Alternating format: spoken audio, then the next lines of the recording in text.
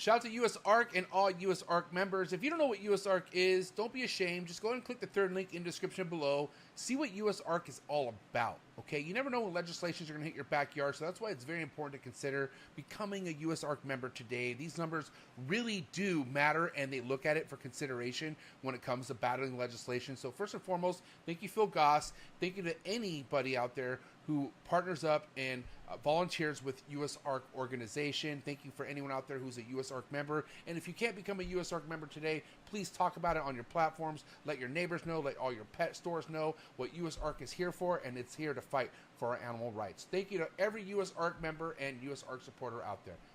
T-minus 30 seconds.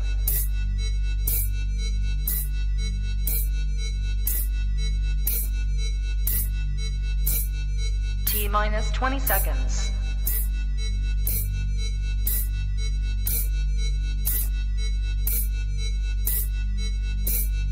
10, 9, 8, 7, 6, 5, 4, 3, 2, 1, 0.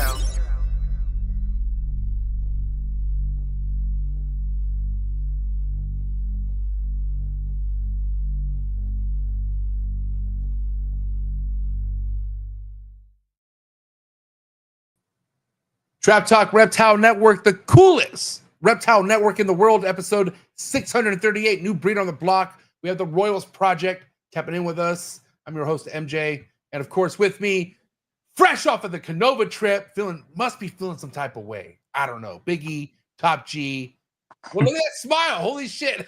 Hey, man. I have to say, thank you for all your help the last couple of years. Man, we built an amazing business relationship. On top of that, you're family now. I have to say, I enjoyed the hell out of my 3.5 days at Canova. I'm hearing an echo. You're good. I killed it. Justin is one of the most gracious hosts I've ever seen, man. Yeah. Exemplary family. I'm speechless. Yeah, it's like you want to think like Justin's some sort of superhero, but he's just a normal fucking guy. You know what I mean? And then when you get to know him more and you know his family, you just like, I think that's what really hits you is like, dude, this is a normal dude who's like so driven and just meant for this. And everyone's meant for something in this world. You know what I mean? He found it. It's, you know, and I think we found it. And the thing is, he takes it to a whole nother level. And how does that not inspire you? You know what I mean? Like, dude, that's why it's crazy. You know, obviously I was supposed to go on with you on the trip and then I had a little family emergency. But I feel like I wasn't supposed to go for a reason. I really do. I really feel like you needed that one-on-one with Justin and his family and experience what I've experienced a handful of times. Like trust me, I want to be, I'm going back to Justin's in August too. So, but it's still like, I get it. And that's why I was like, dude, Emilio needs to get it. Like he needs to fucking see the same way I saw it, which is just like, yeah. Okay. Were you ever by yourself in the facility? I knew you were, right? Were you ever? Yeah. Wasn't it nuts? Just like, you're like, yeah. He told me I could go in there whenever I wanted. Yeah, dude. Fuck yeah. They love you. I'll tell you that. Yeah. I love the Cabocas, man. Great people. But okay, hold on. I want to know that initial feeling. Like what you walking in, like I want to know, kind of just give us a little bit as far as like what went on through your head when you walked in through the doors and then you see the lobby and then you walk into the main, you know, that hall with that window, that wall window where it's just see-through. You know what I mean? What was going on in your head? Bro, the place is what dreams are made of. Yeah. I mean, it's perfection. I mean, I don't know what else more I could say. What I would tell people out there is whenever you get a chance to get in that Platinum Patreon, there's a couple spots. You better take it up, man, because it's worth I mean, it's so worth it, man. Yeah. Justin is a genius. He's an innovator. You know how I felt about you know, Justin and Canova and JKR, you know. Yeah. We joked about that. You know how I felt before even the visit. So yeah. So I'm just blown away, bro.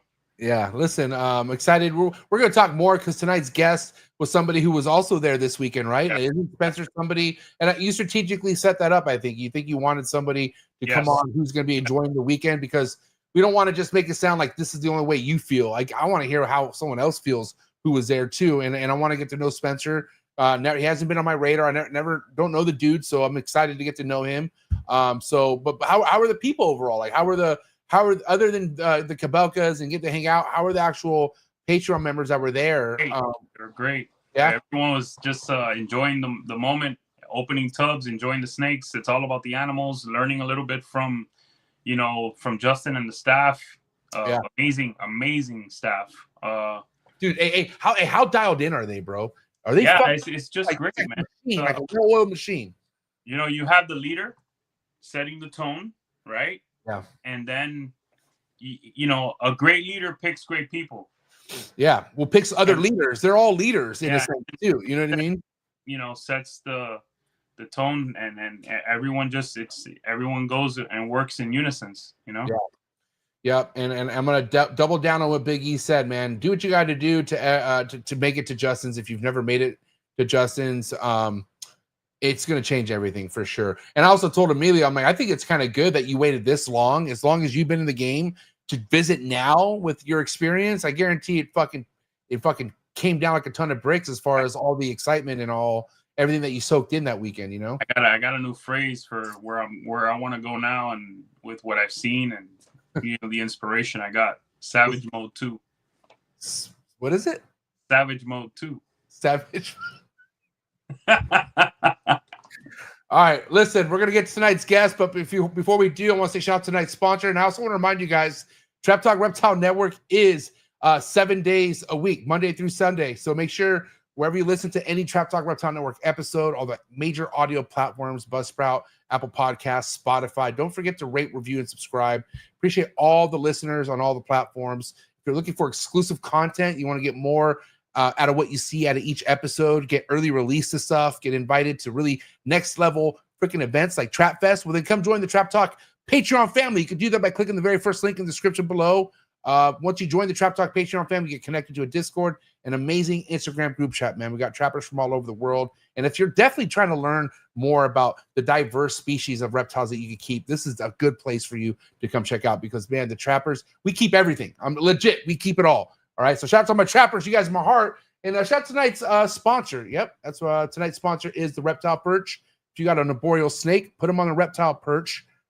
PVC designed by David Brahms. If you go to the reptileperch.com, you could choose multiple different sizes of perches for whatever style of enclosure that you have. And you can also check out David Brahms on Instagram as well. Just type in the Reptile Perch. Check out all his green tree python projects that he has flourishing this year. This dude's killing it. So David Brahms, definitely excited for another amazing year out of your chondros. And of course, thank you for supplying the best purchase in the game. Reptileperch.com. Find the link in the description below. Also, shout out to Mark Hager, Texas Chondros. Type in TX Chondros on Instagram. Give this man a follow immediately. And simply go to texaschondros.com to see what all he has going for this year with this Green Tree Python project's availability. That's going to be happening here real soon. Shout out to Mark Hager for your ongoing support. Find all the links in the description below. Thank you so much. Also, tonight's episode is brought to you by Clutch, the #1 ball python organization app in the ball python game. Stay cutting edge, stay ahead of the game, look organized, look fresh. Clutch is the best place for all those things, okay? So go to the Clutch link in the description below. Try it free for 30 days. Make sure you follow them on Instagram as well. Stay current on all updates through Clutch by following them on Instagram. And a shout out to Sebastian, the entire Clutch team. Shout out to you if you're using Clutch. Yeah, man. Clutch is up and coming and just killing it in the game. And of course, last but not least, shout out to Prague Morphs, my favorite ball python couple over at Prague in Europe. So thank you so much, Devin and Teresa. Go to Prague Morphs on Instagram and also type that in to subscribe to their YouTube channel. Thank you so much to anyone out there who supports this couple, because they have next level top tier ball python projects you must feast your eyes on. So again, Prague Morphs, go to progmorphs.com. See all their availability on Morph Market as well. Find all the links in the description below. Big E, you ready or what? I'm ready to talk to Spencer. I want to see what kind of time he had at the Canova party as well. So you ready or what? Let's go. All right, listen, shout out to everyone in the chats, man. I'm seeing Matt Love in the chats. You guys are beautiful. Keep that energy because it's going to be a great episode. Do what you got to do to get your mind right. Do what you got to do to stay hydrated. This is episode 638. Spencer, the Royals Project. Coming at you right now. Let's go. Gee.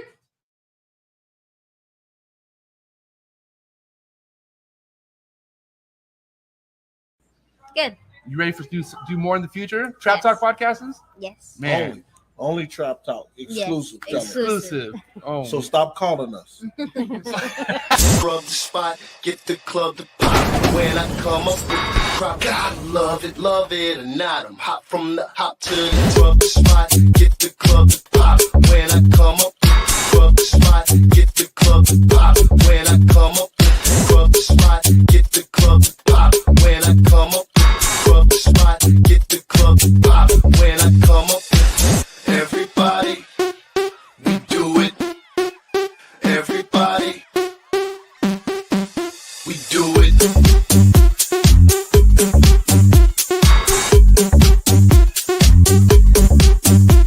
Do it. Do it.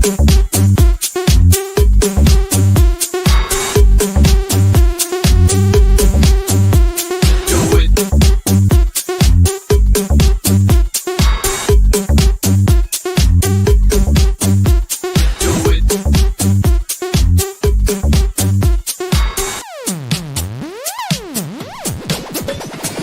Rub the spot, get the club to pop. When I come up with the rub the spot, get the club to pop. When I come up with the rub the spot, get the club to pop. When I come up with the rub the spot, get the club to pop. When I come up. And we're live, episode 638. Spencer, what is up, Spencer? Hey guys, how's it going? Fresh from Canova. How you doing, my man? Doing well. It's a Monday of Mondays, but we're here. Yeah. When did you get home? Did you get home Sunday at some time, or did you get home today? I got home this morning at 1 a.m. Woo! Yeah, it was You're feeling it was that. fun. Yeah, but What's up, it's brother? good. How you Yeah. doing, sir? Good, man. Good. Dude, yeah. I got home like at 9 p.m. after eating dinner. It wasn't that bad. My flight was a lot shorter. Yeah, no, we flew from Atlanta to Portland, Oregon, and it was a long, long flight. Sitting next to a large man. So it was I kind of had the same situation, bro. yeah. Yeah. Listen, I these trips really change a lot of things. But man, sometimes when it comes down to coming home, because at the end of the trip, all you want to do is come home, right? Like that's all's on your mind is getting back home. And of course, something that you want so bad could get a delay could get in the way, or something weird with like, oh shit, we're not flying out for another 4 hours. So Right. I always had that anxiety weighing over my head. You know what I mean? Like I just want to get home, but once you get home, a couple days gets by, you're good. And then, it's all worth it. 100%. Yeah. So Spencer, I want to know more about you, man. When did you start getting into the game? Like when did you start taking stuff to the serious level where you know how important it is to go to a place like Canova? I want to know how this all began. Yeah. So I got my first snake in 2020. So I'm still fresh to the game. Nice. My wife grew up with ball pythons actually, and she kind of made fun of me for getting my first one when I was 35 or whatever it was. But yeah, so I started then, and then with the intention of exploring breeding and getting into the genetic side of things. I've always loved animals, and I'm a busy guy. This is my second business, and I got 2 kids. So there's a lot going on. But when you learn about how low maintenance ball pythons are compared to like bearded dragons or cats or horses, it just made it like a perfect fit for my schedule, and it's been super fun. Yeah, I think if somebody doesn't have that much time on their hands, ball python's perfect because if you could have that 1 or 2 days out of the week, you could get all your geeking out and your miring out on that day, and then you're fucking good for 5 days. You know what I mean? Or whatever, or you come back at your leisure. But that's ideal. So your girlfriend, I'm sorry, your wife, right? Yeah, wife, yeah. she was already into the ball pythons before meeting you, right? So she had some growing up, like as a kid. Okay. Okay. Yeah. But she didn't have any meeting you. Okay. So she was already just used to ball pythons, and then it was your idea. You were the one like, hey, let's get ball pythons, or was her idea? Oh no, it was totally my idea. Tight. Yeah. She was opposed to how many we have now initially, but we softened her up. You know, she doesn't mind now. So okay, what was it? Why did you all of a sudden have that urge to want to get into ball pythons? Yeah, so I started my other business is I roast coffee. I went to school over in Seattle and just got really fascinated with the whole coffee scene. So Spencer, 8 years ago. Spencer, I love coffee, by the way. Okay, Good. I love coffee. Yeah, we're gonna get some. Please continue. Yeah.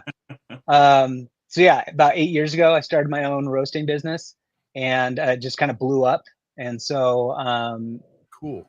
I loved that I could be my own boss. I love that I could set my own schedule, you know, and having another business and turning ball pythons into something more than just a hobby just was a good fit. You know, I was excited to learn a new market. It's a collector's market rather than a commodities market. And so it's totally different. Yeah, so there's challenges there. You know, the resources that we have from guys like Justin, you know, that are just, we have professionals wanting to educate everybody in the hobby, which is fantastic. And so taking advantage of that and just diving in as hard and as deep as I can in the first few years, you know? Yeah. So what I'm thinking about is you're 35, right? That was a while ago. I'm 38 right now. Yeah. Okay. Sorry, I didn't mean to do that to you. But okay, so 35 when you were, but what made you wake up one day and say ball pythons? Like there had to be a YouTube channel, there had to be a customer of yours. Like who literally put this in your head? Yeah, I think it was Brian Barczyk. Just, you know, it was 2020, so we're all spending way too much time on YouTube. And I'm like, who is this guy? This guy's a character. This guy's crazy. And then the whole egg cutting, like that's wild. Crazy. It's wild. It's like a fun little lottery with every clutch, you know? Dude, yeah, that connection, man, because that was me. That was my whole outlet into all this was Barczyk. I had no clue what the hell any of this was. I grew up having ball python or having a ball python and a boa and maybe other snakes, but I didn't know there was a morph. I didn't know they had colors, you know. And so once I bought my first snake off Craigslist and the guy he said, oh, this thing has mutations. And I was like, a mutation? What is that? And once he told me all of them, I went home and Googled them. And of course, Pastel, Mojave, all that stuff popped up on YouTube. And of course, there's Barczyk. And my biggest thing that I missed, man, growing up is Steve Irwin. Like Steve Irwin, 100%. That was my guy, dude. Like I used to rush home and I would miss Saved by the Bell sometimes, but Steve Irwin was right there. You know what I mean? So it's when Steve Irwin was like, I would always geek out before any kind of practice, football or baseball practice, but it's always Steve Irwin. And so when I felt like I was missing that. And when I found Barczyk, I felt like I revisited like Irwin, even though he wasn't Steve Irwin, he was Barczyk, you know, but like YouTube, the racks, like seeing that many snakes in one room, dude, like I couldn't believe it. I was like, this is nuts. But I was all in. I was all in, dude. All in. Yeah, absolutely. So Spencer, tell us about the first few animals that you picked up and how much? So just like dipping my toes into it, the first snake I got was a superfly. And so she was just real bright and pretty, you know, and then you learn like Pastel's on its way out after you bought that snake and you're like, oh, okay. So you have to kind of recalibrate and readjust. And then I got a Mystic after that. And, you know, now we're up to 115 right now. And so just slowly climbing that ladder of, oh, this is a good building block for this project. Oh, I could use that. And yeah, so it's good. I've definitely had to pivot my mentality on what projects I wanted to pursue. I'm trying to keep my collection a manageable size so I don't get overwhelmed and that all my projects are cohesive and work well with each other. So I'm not like pulling myself in two different directions. Yeah. Yeah. So it's, I can't pick a favorite, you know, like I have so many awesome animals. And if I don't think they're awesome, I kind of move on from them. Well, I mean, that's the thing. Like, you should always be excited about like whatever it is that you're keeping should always kind of keep you thinking in bed and all the time, like just always keeping your motors running, you know. But I do got to say, like, once you like, what the best thing you could realize is like looking into your collection and saying, all right, is something I really want to pursue in 5 years? Like whatever the genetic is or whatever. And you know, obviously having people like Justin kind of obviously gives you the cliff notes of like the future mutations of this game. But you don't always have to follow what Justin does, right? But he just kind of gives you like little crumbs and like recipes of like, holy shit, look what that does. But you have to pay attention to that stuff because also too, like, you know, a lot of stuff people fall in love with are stuff like babies, like hatchlings. Like they're looking at like younger animals and they're not realizing like, hey, dude, that super pastel or whatever that pastel that looks great right now. Like, you know, in about a year and a half, it's going to change. Right. And I remember that did not sink in my head until I think like 3 years after breeding ball pythons. But mind you, I think a lot of people who were like new in like 2017, 2018, they thought pastels were like going to stick to the fucking market, like, you know, price wise. That's because I mean, right, Emilio? Because 2017 was right at the very end of the stacking days, like the incomplete dominance. And that was the thing to do, like 6, 7, 8 banger combos. And was like, that's how you make your money. You know what I mean? But man, that changed immediately. Like, I don't know. What did that change, you think, Emilio? Like, when did that stop? Some of those guys that were advocating for that big time, they ended up not being able to ID their animals on video, and I think that kind of killed that whole thing. Yeah, like nerds, right? They're on videos and they're like, oh, I think this is this and that, and you know, some of the animals look like mud. So I think we kind of had to clean up our act a little bit and go back to square one a little bit, you know? Yeah. And, you know, this is obviously, this was a while back, but I remember somebody telling me they went to visit Nerd, and wherever Nerd keeps their ball pythons, I guess they had like a corner or like an area of like, I'm talking from the floor to the ceiling, stacked with ball pythons, and all the ID cards had question marks on them. I'm sorry, bro. I can't deal with that. Like, it's like, okay, like, I mean, I'm sure they look kind of cool and stuff, but it's like they don't know what the fuck to call these things. Yeah, no, I'm good. But that's kind of why things ended the way they ended, with that whole stacking thing, you know, like, so, you know, that, but like, that's why the quicker you are at making connections and meeting people, because the people in this game will put you on. But the thing is, you got to put yourself out there, which could be hard to do in the ball python game, because a lot of ball python breeders have a chip on their shoulders, and they you know, some are very welcoming, but then some kind of like to stick you around and like dick you around and like kind of mislead you. What were you going to say, Leo? By the way, something you said a little earlier, that we're looking now at adult animals. That's what we want. We want nice adult animals, beautiful adult animals, and that's what I shot, you know, for that Morph Market vlog. A lot of adults. Yeah. A few babies here and there, but adults, baby. That's what I want to see. I want to see the best project adults. That's where everything's headed. Like, I feel like that's a selling point in a project, is showing off an adult and being like, yo, like this is a 4-year-old female who's had clutches, and look how fucking beautiful she looks, or the male. And that's what you're seeing with a lot of this stuff. It's like, you know, it's you know, nothing's gonna be what that second, third shed is like, right? But if you want to stay as close to that as possible. I mean, there's actually evidence out there of actually snakes looking, maybe even aging better. I heard. I forget which ones it was that I was talking to Justin about, but there's actually stuff out there that looks better with age. Yeah. You know, like, I feel like that's what you need to focus on personally, you know. And so anyways, back to you, Spencer. I want to know what your platform is when it comes to like the you know, the either recessive or, well, obviously recessive, but like what recessive and incomplete dominants are like your bread and butter? Yeah. So I try to keep my the mentality of my breeding, like, this is a business, you know, and so I can pursue my passion projects, and I try to keep those a little bit smaller. and still something that I think's really awesome. Maybe it's going to take a little bit more time. Maybe the building blocks through that project don't pay off as much as other projects. But like as far as bread and butter, I originally started out with Pied, Clown, and Ultramel, and that was kind of where I was hanging out. You know, Pieds, you can sell a Pied at a show.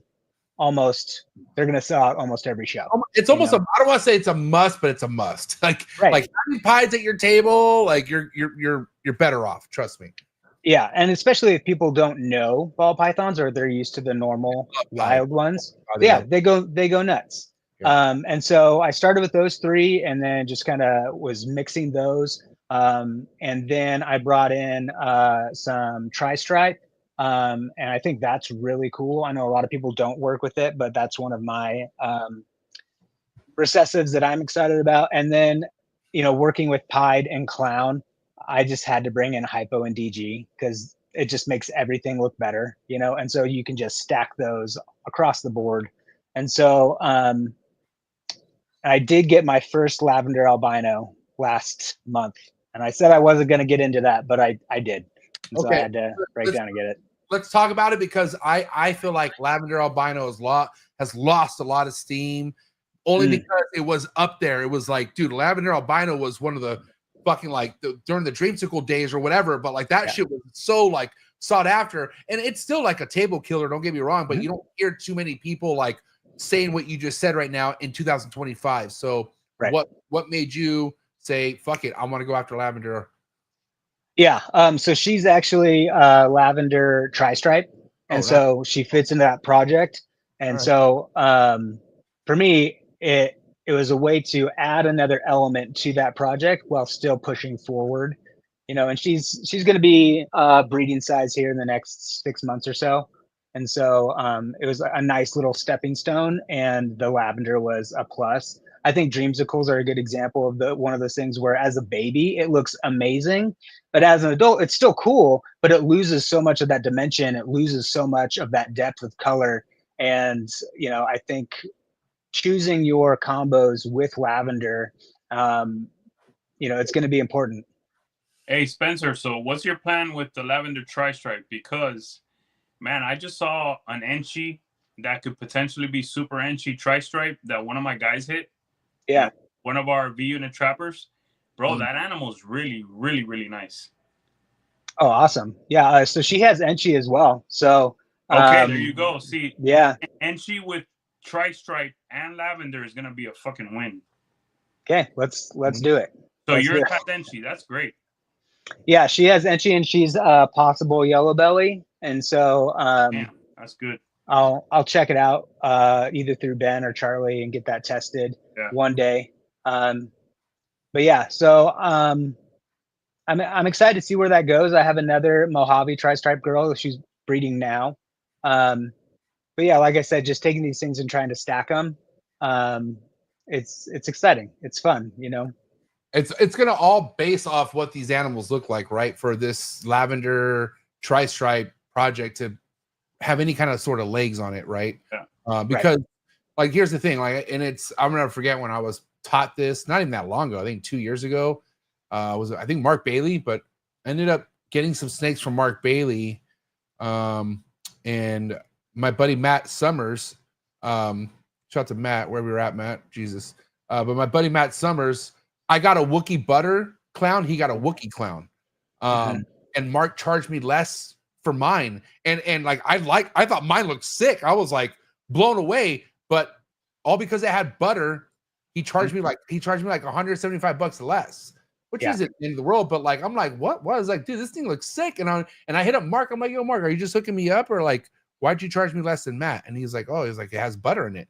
I'm like, so what the fuck's that mean? And he's like, well, it kind of that devalues the project. I'm like, what? I was like, what do you mean? And then he broke down like, well, yeah, look what pastel does, and like albino, and just there's other stuff that no matter how cool the animal looks, because that's in there, it's going to have some sort of an effect.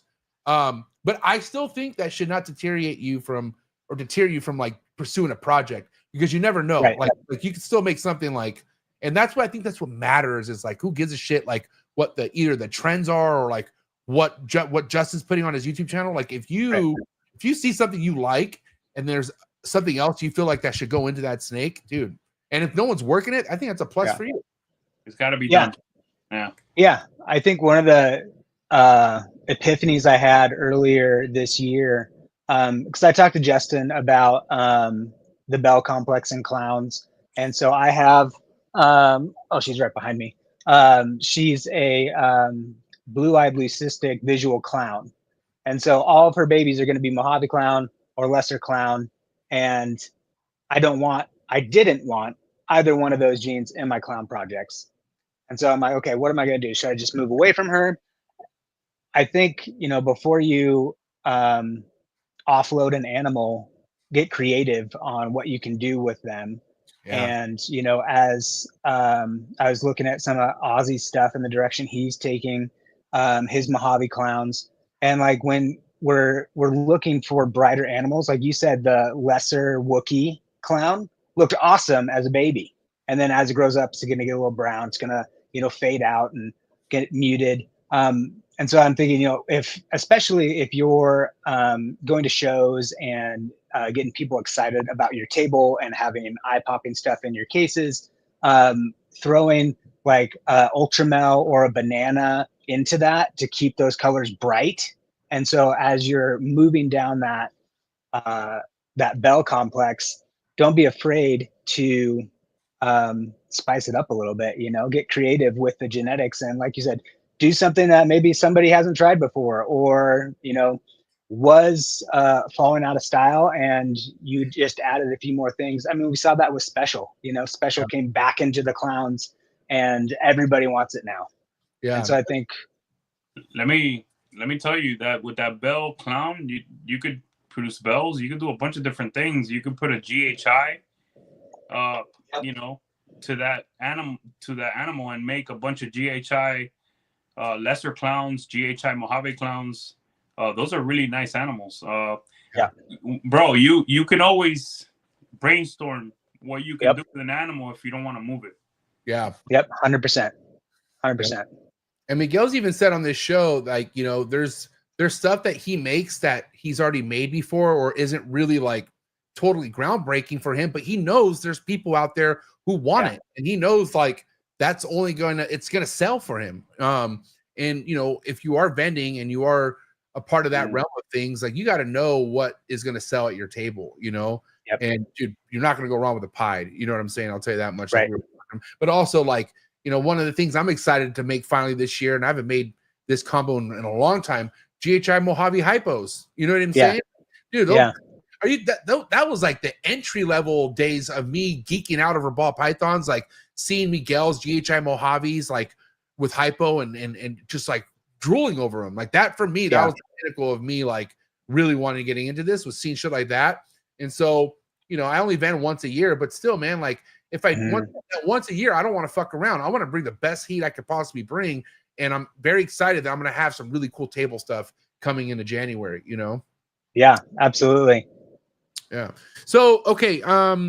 Size wise, what's your total like collection size as of the adults and babies? Where are you at? Yeah. So we probably have, I'm looking at all my racks right now. I think I try to keep my collection around 100, and that doesn't include like the baby influx every year. And so, I think right now we're like at 115, 117, and then I have 23 eggs in the incubator right now. Nice. Fuck yeah. So I try to keep it right there, keep it manageable. I'll be offloading a lot of males in the next couple months, breeder males that are gonna make somebody else's projects great. Smart. But so I try to keep it right around there, and I'm always looking, not necessarily to add, but to replace. If this snake's going to come in, who are they going to take over the job for? Can they do the job of two snakes?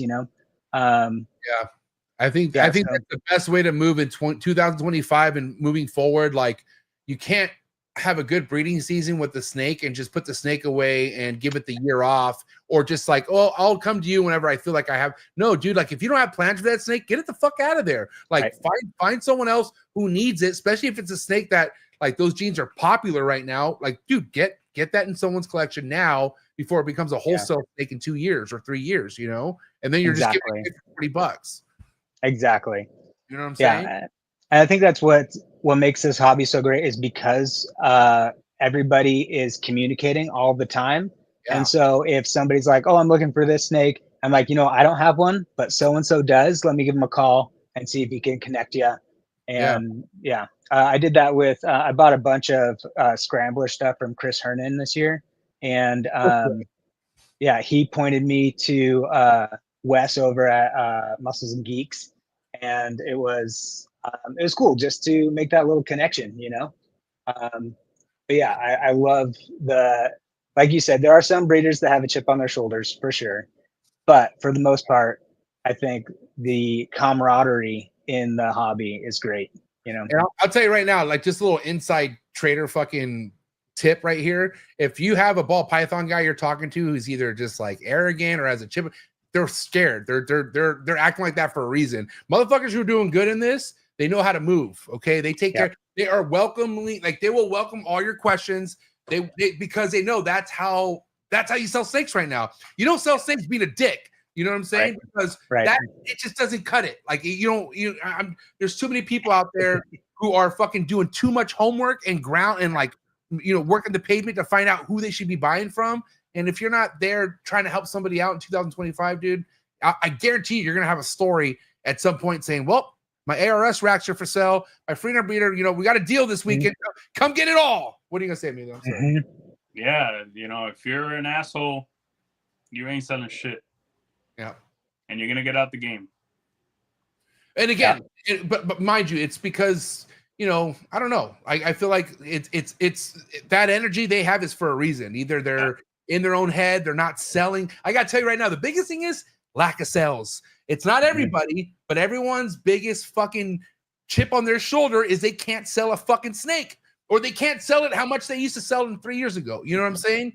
And now they're just thinking of the future. Like they're probably so down on themselves that they don't even want to fucking risk it. If they could get out now and sell their collection to a fucking another big person, they're gonna do it. You know what I'm saying? Again, like that's what this hobby needs. Like those people need to check out and make room for the people who are really in this. You know what I'm saying? Yeah. I think it's interesting how the mindset of like this snake sold for $5,000 3 years ago, and now it's selling for $800.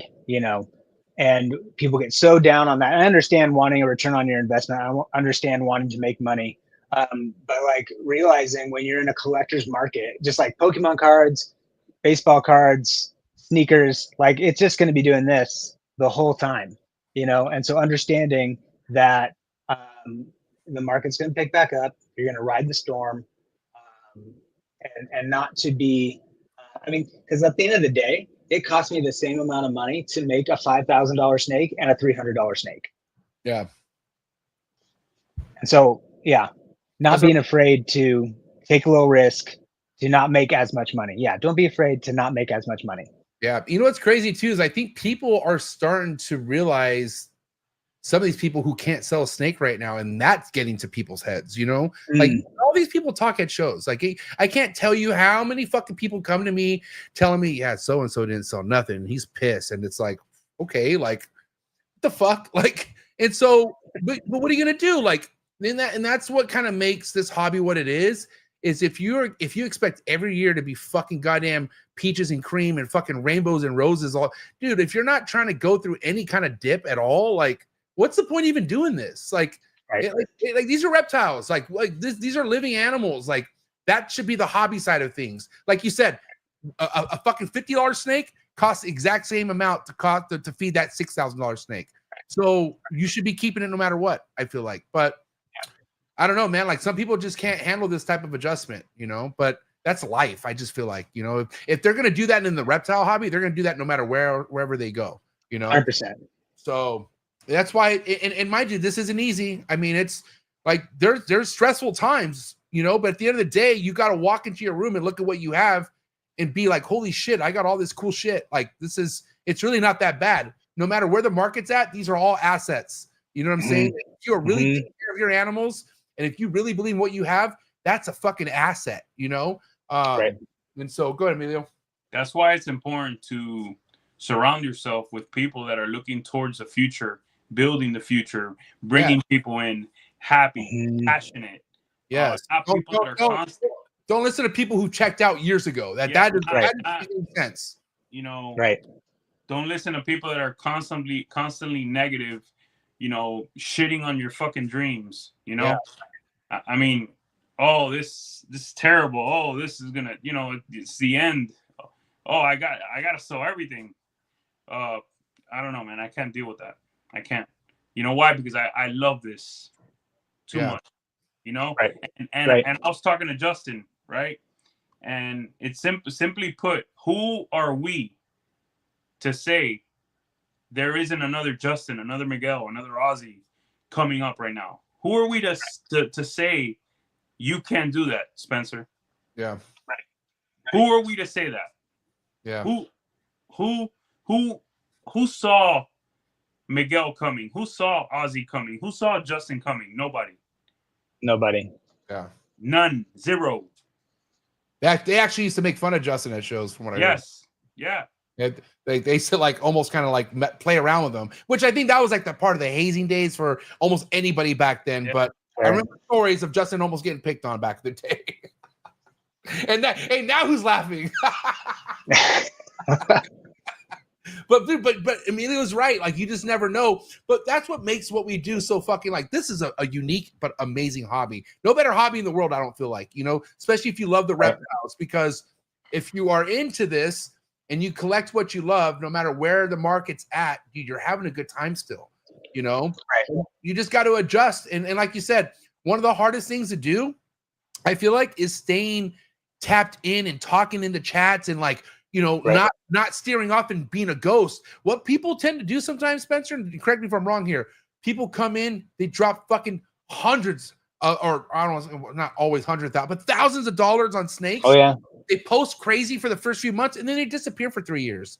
And it's like, fuck, where'd they go? And then they like, oh, I had a clutch and look what it is. And it's cool, but it's like, bro, where's all your posts for the last 2 years?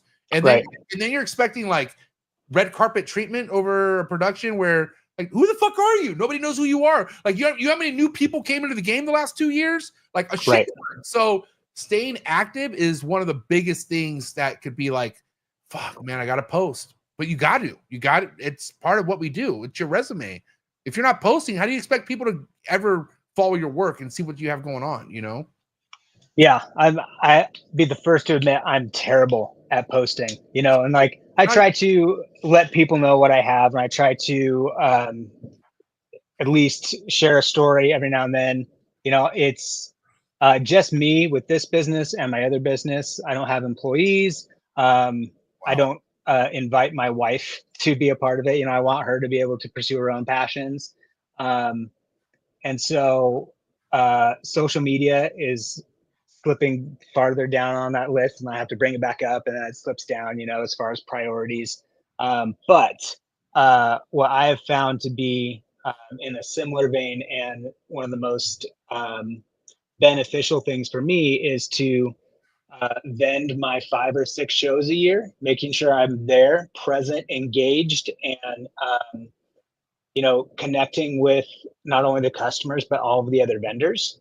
And so when that level of camaraderie is there, when we see each other 4 times, 5 times a year, that's just really encouraging to me to keep moving, keep going. And that's usually when I see my buddy killing it on Instagram. Okay, I got to step my game up, you know, always challenging myself to keep up with so-and-so. But yeah, I think you're right. You know, your resume is your Instagram page, 100%. And then let me also say this to everyone out there, and to you, Spencer, to myself, to MJ. Everyone's success and happiness could be different. Everyone's, you know, you know, you could be profitable. It could be feeding that passion that, you know, it could be therapeutic The animals could be therapeutic. They could be profitable. They can make you money. They can make you extremely happy. Everyone's level of success could be a little different.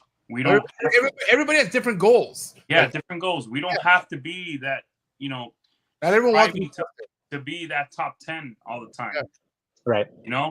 But that could be a recipe for failure. But it's so competitive when you come to the ball python game. You almost feel like you have to, because if you are just coming into the game now, how the fuck do you feel like you're going to get eyes on you without posting? How? No, you have to post. Right. You have to share what you love, what your passion, what you're doing. That isn't for everybody. Like posting takes a lot out of people sometimes. Like it's not as easy as, especially when it's like an every fucking day thing. I do this for a living and I still hate posting. You know what I'm saying? Yeah. I'm serious. Like there's times where I even have somebody who helps me out. Shout out to Krista. Krista helps me out on all the other. I have another Instagram fucking account with all the clips and stuff. And bro, like it's so much. But again, at the end of the day, like, dude, your work nowadays shows on all these social media platforms. You know what I'm saying? And then when you connect those to like meeting up with people in person, it just elevates everything. But it's a difficult time if you feel like you could come into this game and not put in any legwork on social media and like connect with people. It's a lot of work, dude, because like you said, you got another career. And most, if not a lot of other people have other careers. So it's like, where do you feel like you're doing enough or not enough? Like, right. But I think it all comes with time. I feel like another thing that people kind of need to chill out on is like trying to figure out their like career in ball pythons, their first year in this. Like just keep the damn thing. Like can you keep it alive first? Like, are you are you capable? You know what I'm saying? Because want to know what's happening right now in the Green Tree Python game, and it almost breaks my heart. What did you just say earlier this episode about ball pythons being very easy to keep, right? Like numbers wise, you could put them all in a rack and forget it, right? Well, there's people who have that same experience that you have who want to take that energy to Green Tree Pythons. And what's very fucking unfortunate is you already see a bunch of people who spent $50,000-$60,000 on Green Tree Pythons who are now selling them. You know what I'm saying? And it's like, dude, like, what the fuck was that all about? What's the point of spending that much money just to sell those snakes a few months down the road? You know what I'm saying? Right. And again, it's people are in a fucking rush, man. It's just a way of human nature. I feel like a lot of people want to find the quickest way to get where they want to get to have success. The quickest way to become Justin. Are you kidding me? That's a dangerous thing to fucking try to figure out. Like Justin put decades and decades of dedication. Anyone who has clout in the ball python game, Brock Wagner, Ozzy Boyds, Mark Bailey, okay, just to name a couple, bro, decades. We're talking like century, fucking hundreds of years combined with all these people. You know what I'm saying? And that's why they are who they are. It didn't fucking happen within COVID years. Like, are you kidding me? And obsessive. Yeah, that's it. There's no other career. There's nothing else. Those people that MJ just brought up, it's all ball pythons. Yeah. Okay, Spencer, everything you saw this weekend was built off ball pythons. Not another career, nothing. That's wait. I do want to stop you though, because Ozzy Boyds has been in real estate for a long time at this point.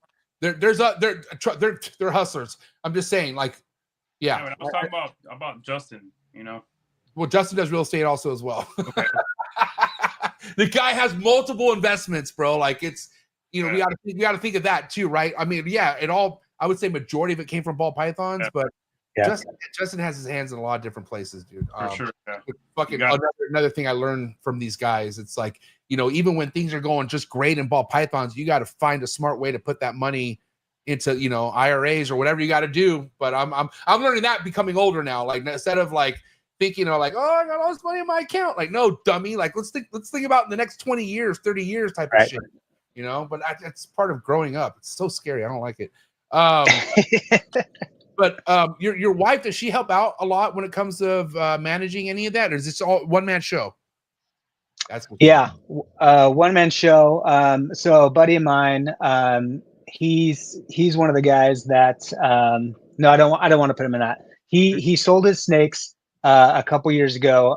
He also had a career in tech, and his job just blew up. And so he's like, I have to drop this. But he really was my mentor, Jordan Koffenberg over at Scales Family.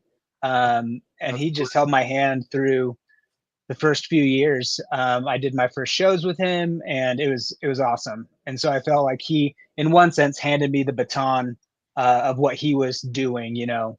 And so what his energy didn't like fall off, it just got passed to me. So I do everything by myself. I try and coax one of my buddies to come vend with me over the weekend, because vending a show by yourself sucks. For reals. I mean, I don't think I've ever been at a show by myself, but I can only imagine how depressing it is. I mean, I did this last show by myself, and let me tell you, I felt like I was on fire back in my retail days.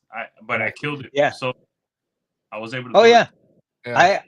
I usually do good. I think, like, I've never had a bad show. I've had great shows. I've had okay shows, but I've never had a bad show. But when you're doing it by yourself, at the end of the day, I'm spent. I got nothing.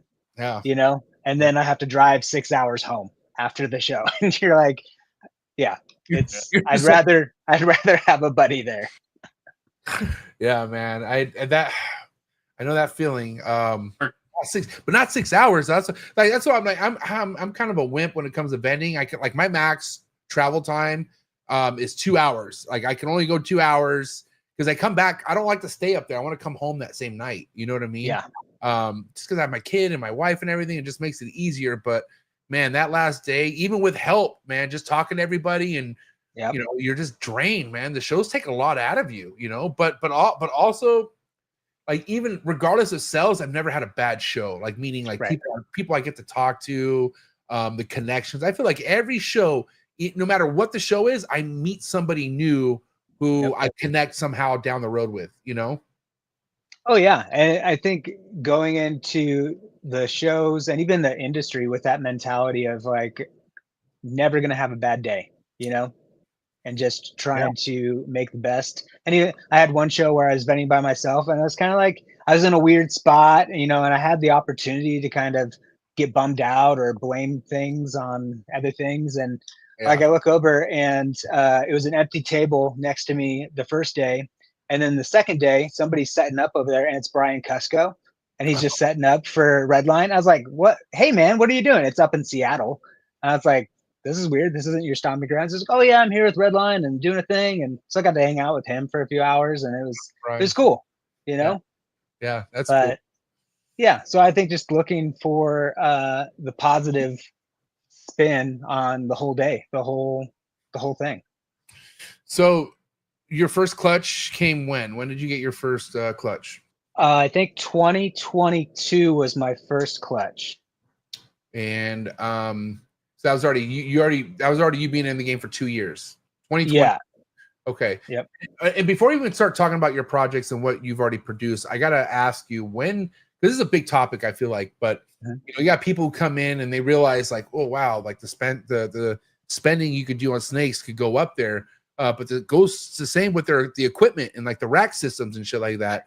So how did you, like, okay, so once you found out about the snakes, when did you start putting brain work into the rack systems, and, like, how did that really, like, you know, because I mean, the money adds up. So it's like, you see the snake that goes the exact same price as this $3,000 fucking rack system, and you're like, this is nuts. But for you, how did you, like, when did you know I need to get a professional rack system? I think I started out probably once I got multiple snakes. I said that the only way to do this is in racks. You know, I don't have the real estate in my house to give every snake this giant enclosure. And so I would say from pretty early on, I got my first, probably 2021, I got my first sea serpents rack, just this little combo guy, and started out there. And eventually I moved up to this guy, which is a Freedom Breeder Pro line. So it's got the 70s, the 40s, and then the little guys up top. But you know, with the room that I'm in, so this is my snake room's my spare bedroom in my house. And we're up in northern Idaho. So during the wintertime, it gets cold and dry. And so looking to keep that humidity, I've just found that the PVC racks do a lot better job holding that humidity constant throughout the year. We do have a humidifier in here. But what I love about the PVC racks and kind of playing Legos with them, if I need to move something, I don't have to tear everything down. You know, with the big Freedom Breeder racks, like not only was it a big financial investment, but like it's a time investment putting that thing together. And if I ever move, like half the day is going to get this thing out of this room, you know? And so, yeah, I think as far as the equipment, just knowing what would be best for my situation. And then we use the Herpstat thermostats all over. You know, that's something, yeah, I didn't want to skimp on anything that would bring the snake's safety into question. Yeah. But yeah, I don't think a lot of people understand, you know, as far as the people who don't use Herpstats, but like a Herpstat 4, they're individually, like there's individual like there's individual thermostats within that unit. So in a sense, you're getting four thermostats. You know what I'm saying? Which I feel like, I don't know, like when it comes to like needing 6 or 4 or 2 of those, like you can't get any better than a Herpstat, in my opinion. Right. Yeah, they're great. And then what I don't have any of these racks, but last time I was down in Atlanta in October, we went to Black Box Cages, and Clint over there, all of his racks have fail safes on them. And so it's impossible for them to get too hot. They'll shut off if the temperature goes past a certain point. Yeah. And so it's just things like that as you're looking at this equipment, like, you know, just because it's the most expensive, does that mean it's the best? Because everybody has it, does that mean it's right for you? So just going through those options, doing your research and due diligence and those things. Yeah, I would advise people just to take a good month of looking at the equipment that you want, and then tell yourself why you should get it and why you shouldn't get it. I think Herpstat would be a good sponsor for this fucking show. I'm gonna write this down. Let's just do it. Because I really know, I love Herpstat. I really do, and I don't want to act like I'm going on this fucking tangent when, you know, this isn't a sponsored episode by Herpstat, but I'm just letting you guys know, like, Herpstat is the best for many reasons, because what we just talked about, but also the max output. You know, people don't realize like that, like, and it comes naturally stocked with 100% max output on the panel. But holy shit, when it comes to keeping chondros and emeralds, and you could adjust that to 50%, dude, they're never getting cooked. Like it's warm, and it stays warm until it needs to get warm enough in the enclosure. But holy cow, bro, like one of the biggest fucking pain in the asses I had with these panels was whenever they were on, they were full blast. And like, even though the whole enclosure wasn't where it needed to be, right underneath that panel, it was like 100 degrees. And it's like, holy shit. And so, and I had snakes that sometimes didn't leave that panel even when it was full blast, only because mentally sometimes they're just dumb and they just don't want to leave. And so, man, when I figured that out, I was fucking Herpstat to the day I die, bro, for sure. Yeah, exactly. And even for my incubator, like there's time, because I have an incubator that's 2 doors. And if I open up the door and that thermostat needs to turn on, well, putting it at max power could fucking overheat the whole incubator, you know, even for those little moments. And so I don't want none of that shit to pop off. So anyway, it's just a bit of a perk when using Herpstats. But listen, we're going to get to commercial break and we'll be right back because I have some other topics we need to cover here, Spencer. So guys, please hang tight right after these commercial breaks. Thank you. Sorry for the interruption, folks, but a quick word from our sponsors. Green tree pythons, emerald tree boas, and plenty other arboreal snakes have been quite the popularity here at the Trap Talk Reptile Network, which brings me to today's sponsor, the Reptile Perch. Head over to the reptileperch.com and Reptile Perch on Instagram. See what type of design PVC perch is best for your arboreal reptile. But first and foremost, I would also check out David Brom's Green Tree Python availability on the website. And you can also check out his Instagram just to stay current on any projects or any productions that he posts. Thank you so much, David Broms, for your ongoing support. Looking forward to seeing what you have to show in the 2025 season. When you think about building a good community and being a leader of that community, nobody comes to mind better than Mark Hager over at Texas Chondros. That's right. Make sure you head over to TX Chondros on Instagram and also head over to Mark's website, see what he has available Green Tree Python wise, and be ready for quite the 2025 Green Tree Python breeding season out of Mark Hager. He's a veteran in the Green Tree Python game, one of the best and nicest breeders in the Green Tree Python game. He's been putting on the whole state of Texas for as long as I've known him. So if you want to see all the amazing other chondro keepers out of the state of Texas, another good reason to go follow Mark Hager over at TX Chondros on Instagram. And again, head over to his website, texaschondros.com. You can find all the links in the description below. Thank you so much, Mark Hager, for supporting the trap. Sorry for the interruption, folks, but a quick word from our sponsors. Hi, I'm Devin. I'm Teresa, and we are MORPH. We are based in Czech Republic, a small country in the middle of Europe. We really love animals that revolve around multi-recessive projects, and one of our very favorites is Hypo. We're really looking forward to clutches that are coming this season, and some of those are Hypo Clown, DG Clown, Hypo DG Clown, and one of our all-time favorites, Hypo Puzzle. Hope you enjoyed the next episode on Trap Talk, the greatest reptile network in the world.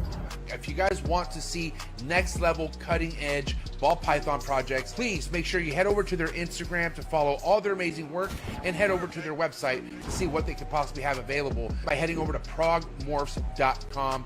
Thank you again, Devin and Teresa, for bringing some of the biggest heat worldwide in the ball python game. If you want to be organized, if you want to be cutting edge in the ball python game, then you don't want to miss this. Shout out to today's sponsor, and that's Clutch, #1 ball python organization app in the game. No better place to start off than by using this app. Clutch is an organization app that helps you organize all your ball python projects. It also helps your peers and your fellow community members look at what you possibly have coming for the upcoming ball python season, what you have currently available on Morph Market. It's so awesome to be ahead of the game by using organization app like Clutch. Thank you so much, the entire Clutch team, amazing team over at Clutch. If I were you, I would head over to Clutch's Instagram account, and I would also head over to their website, try it out, see how it works for you. But especially if you're just now coming into this, before you build your reptile collection, I would do it organized, and I would do it with Clutch. Thank you, Clutch, for being so amazing. Excited to hear what Clutch has to bring in the near future. Chee. All right, welcome back to the show. Let's get the likes up, please. You know, Emilio having to call out likes in the chats. It's pretty wild. He normally doesn't do that, but let's get the likes up right now. Spencer, what's good? Gotta ask you, we didn't talk, really much about the incomplete dominance that you're pretty like meaning that, you got some incomplete dominance that you want to stick around for a while. Like for instance, like Super Gravel, Chocolate, GHI. Those are just a few off for me. What are some of those for you? Yeah. I think asphalt. I have a lot of asphalt in this collection. Super asphalts are always just bangers. I think Scrambler is something that I'm finding myself doubling down on every time that I have the opportunity. I think Isotope and Marcus Jane put out some Clown Pied Super Scramblers that are just crazy looking. Are they on their are they on their page, or where'd you find these at? I'm just curious. I think they're on Instagram. Both of them, or just is it Mark? Who has that? Who has that Scrambler? I think Isotope Reptiles. They're up in Canada as well. We had him on the show. I know. Yeah, I remember him. I just want to see. So was this a recent snake that he posted, or? No, I mean probably in the last couple years. That was amazing. Nothing... We could find it real quick. Yeah. I'm trying to find it. Here, maybe can you? Yeah, how about you point it out for me? Because I'm on his page. It might have been. Let's see here. I feel like we looked at it before, right, Emilio? Have we looked at this? Yeah, we could both find it easily. Right. This one right here, I'm assuming. That might not be a super, but is that super? It says Scrambler. that's the main one we talked about in the episode. I think it's fucking bonk. Isn't that crazy? Yeah.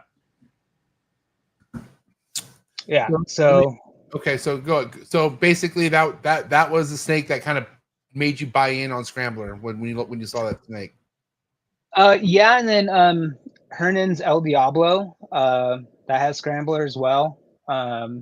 It also has Barnhart Black Pastel, which is something I'm fleshing out all of my Black Pastel. I think I'm there. I think all of my normal Black Pastel is gone, and I just have Barnhart now. So I've seen Barnhart by itself do some crazy shit to a snake.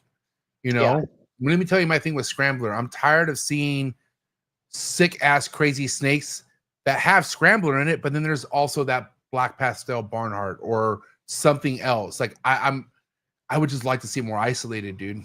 That's how I know. That's how I gotta know what it's bringing to the table. Because how do I invest in a project when I don't know what it actually brings to the table? All I have are assumptions, and what the reader tells me. And so, and not that Chris Hernan or Marcus Jane, whoever's doing Scrambler, isn't dishonest. Like I love Marcus Jane, but I'm just saying, like how as a buyer, like especially me, with all the other projects that are in the game right now, like how do I have that confidence? And I'm speaking for you. Like, how do you have that confidence? Yeah, I think it's just like we can use asphalt as a good example. Asphalt by itself, when I look at my asphalt clowns, I'm like, yeah, that's a nice solid looking clown. But once you start to layer it, especially like with itself, it just goes crazy. Sorry, I'm holding a snake right now. You're good. I think that looking at these genes, what they look like down the road, it may be lackluster by itself. Like I have a Ultramel Scrambler het pied, and he looks great. He looks awesome. I think he's. Can you show me that snake? Yeah. Ultramel Scrambler. This could give me an idea. An Ultramel Scrambler. I mean, we all know what Ultramels look like, right? So let's see. Let's see. And I want, honestly, give me your honest guys in the chats. Let's tell me if this looks like Ultramel with something else or whatever. I want help me. I'm trying to learn here too. Put him single. Definitely looks. I'm gonna give him the big screen here because I'm curious.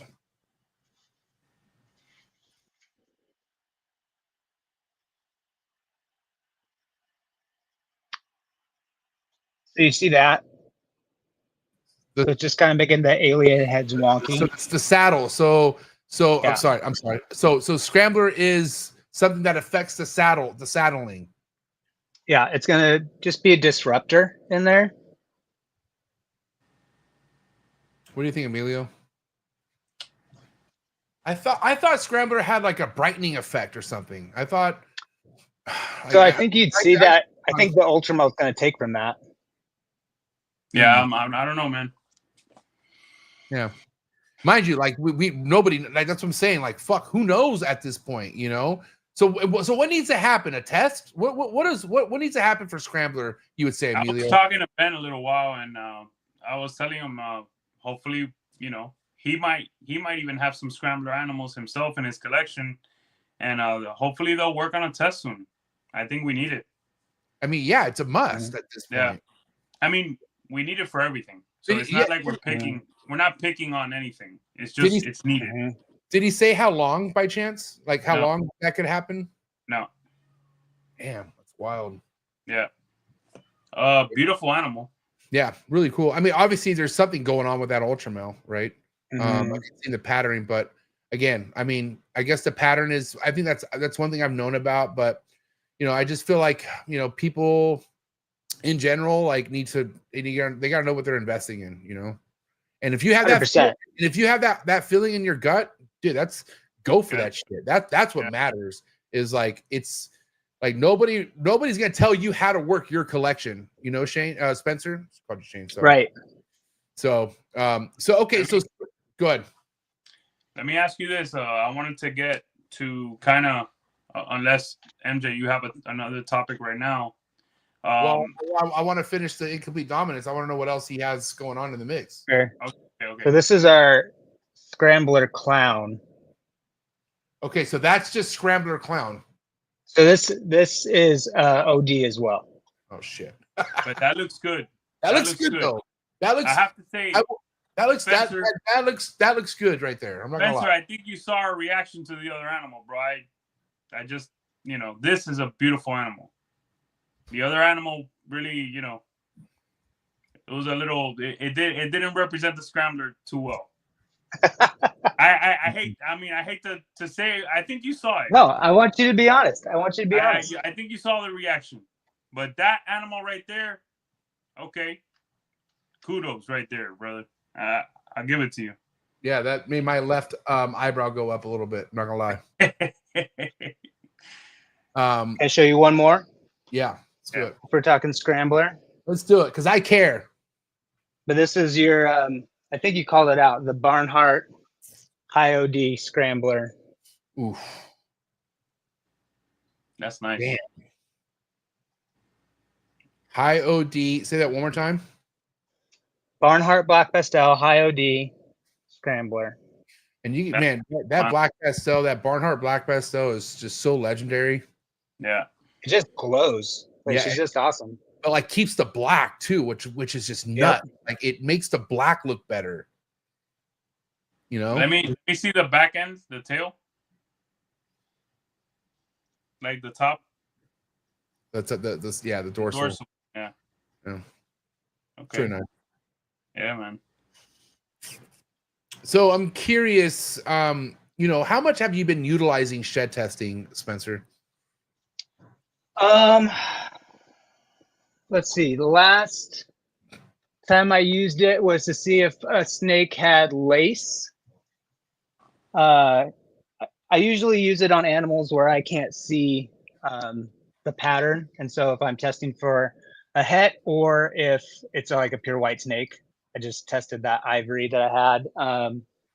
Came back negative for lace. I've been talking to Ben about, I think we set in a bunch of sheds to look at the difference between Orange Dream and then the different, whether it's high OD or Hernan has like a deep orange line, which is what is in most of my stuff. And so we were looking to see how different that is from regular Orange Dream. Is it in the same vein? Is it something different? So I try to help out with those things. I have a super asphalt breeder boy that has a bunch of other stuff going on. And so I got a full panel done on him just to see what was going on. But yeah, most of the time I make pretty non-risky genetic purchases most of the time.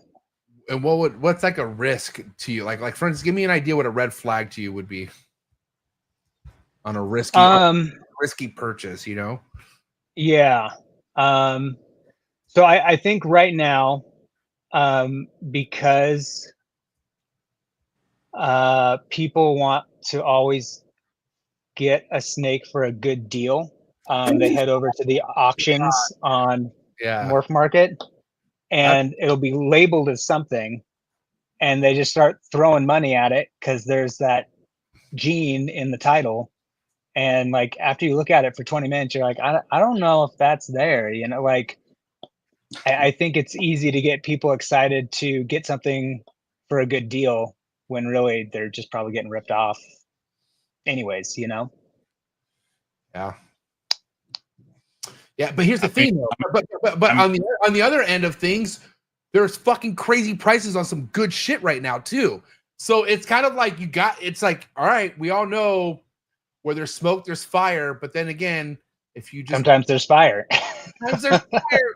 But if you vet the person you're buying from, I mean, you just gotta look around. Some people just some people just don't give a fuck about the prices right now. Like, and that's just the reality. Like you see some people putting shit on auctions, and you're like, why is that on auction right now? Because they could care less to feed it. They just want it out.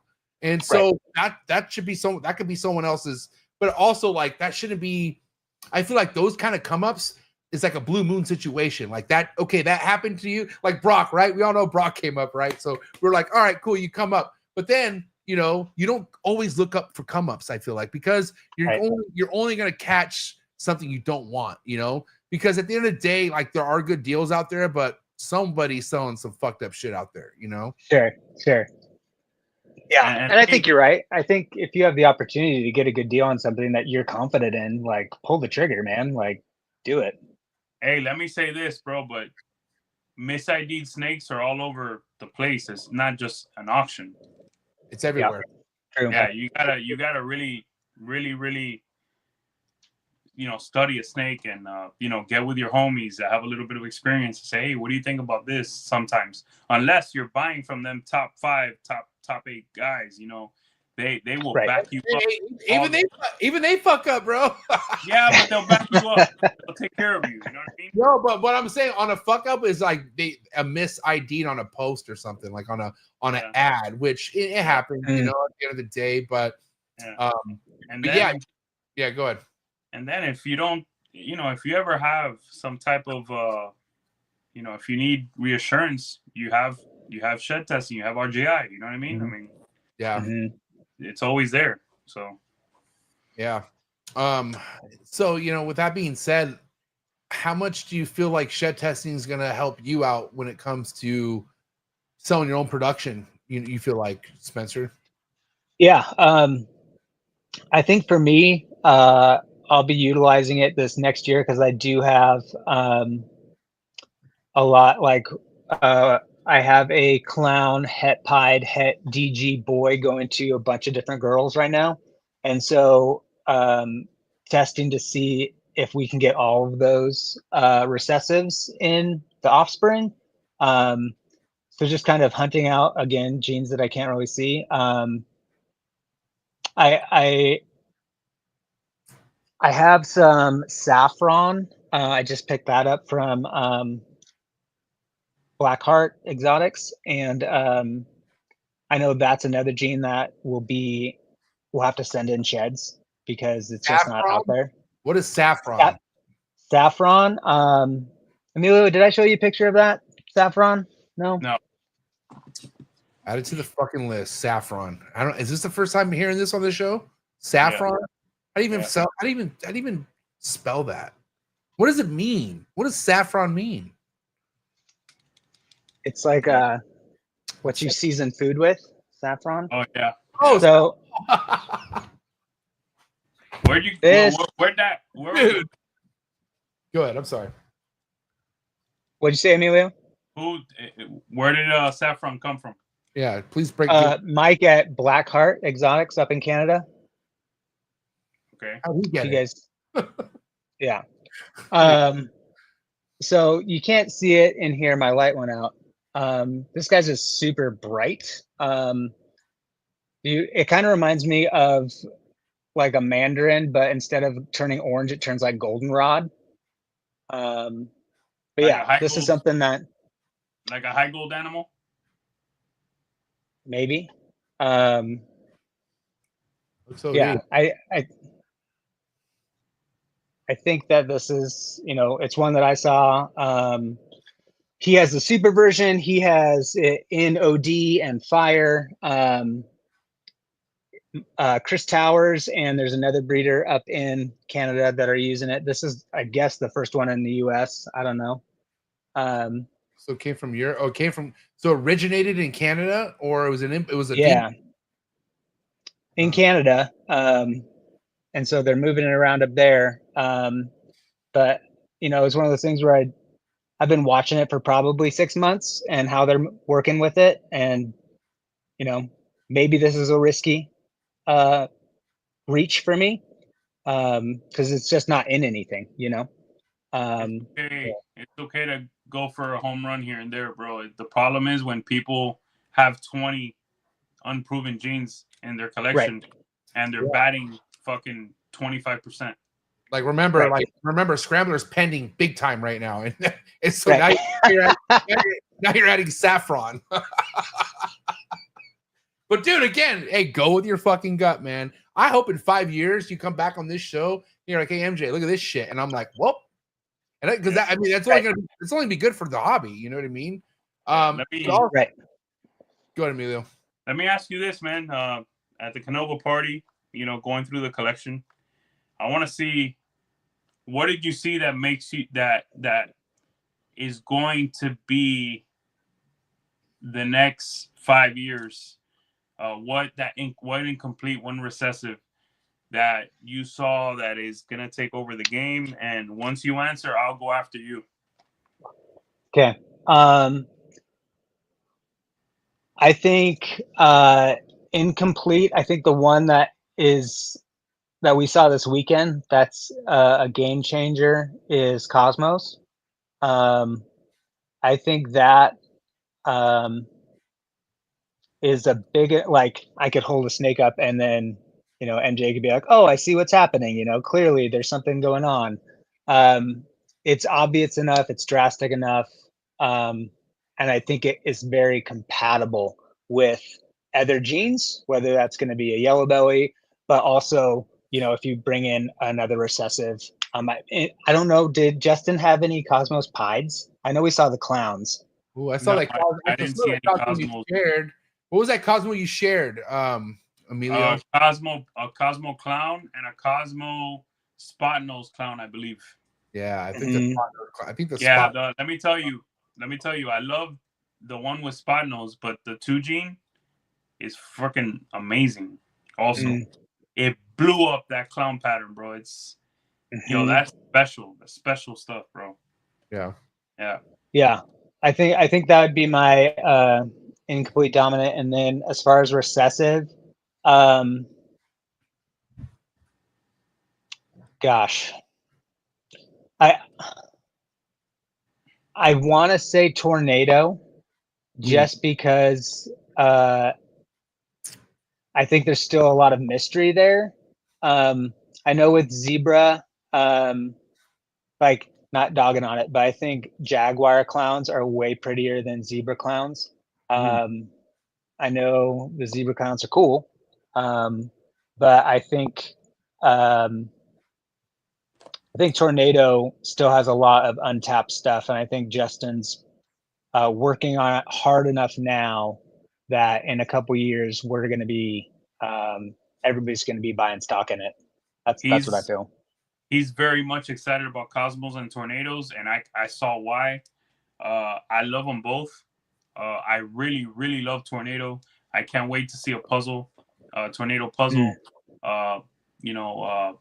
Tornado clowns, with some confusion, with some acid in there. I think the next 5 years are going to be about these dark granity genes. I see it. Okay. I see it already. I see it happening.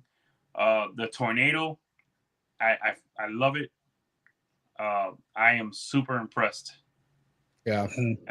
Tornadoes are recessive or incomplete dominant? Recessive. Nice. Yeah. Wow. Yeah. And with Tornado, is it more of a pattern versus a color type of thing, or is it both? Both. So it darkens, I'm assuming. Yeah. And it goes great, and it goes crazy with the pattern. Yep. And the Jaguar, I forgot who posted the Jaguar stuff, but I was like, because mind you, if we're talking pattern here, I think you're right with the Jaguar versus Zebra. I think Zebra has great potential. Like it just depends on the genetics.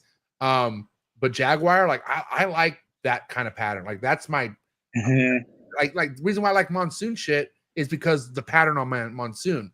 And I've yet to see that much or any visual Jaguar clown stuff. You saw a bunch of that stuff at Justin's Jaguar clown stuff or what? What is it? Oh yeah, he has some. Jaguar. He has some. I know he's been doing that for a while now. I just got my first Jag Het clown. He did have Jag stuff in the baby racks. But yeah, I just think it's one of those things. It's enough of a pattern disruptor, and I think it does to clown what we want a lot of other genes to do. It's a great complementing gene. Yeah. But, correct me if I'm wrong on the Jaguar, like because it's a spotty like pattern, right? Like it's like Jaguar. It's like banded. It's banded. Yeah. Banded. Okay. Yeah, banded. It's banded, but it's good banded. Like it's pretty bold, Right. right? Like it's obvious. It's kind of like holy shit. Like it's I'm gonna tell you guys is what Justin's probably gonna end up doing is going jaguar, zebra, clown stuff. Putting them together. That might Animal be, Kingdom. I know. I was gonna call it like the zookeeper or something. Fucking Noah's Ark. Yeah, with zebra, I want to see, desert ghost, exantic zebra. It doesn't have to have clown, even though correct me if I'm wrong, the spot nose zebra clown is dope. You put exantic and you put DG on that, you're starting to really come up with some really amazing animals. We just gotta see something with clown that hits like hard when it comes to zebra. Yeah. Yep. So you said you just added some Jag stuff for the first time, right? That Jag het clown. Yeah. So I have a butter jaguar het clown het pied boy. So he's going to be doing some work this fall. Wow. Yeah, and even the jag pieds are super cool. Yeah. So I think that again, looking for genes that are just going to complement most of my collection. What does it do to pied?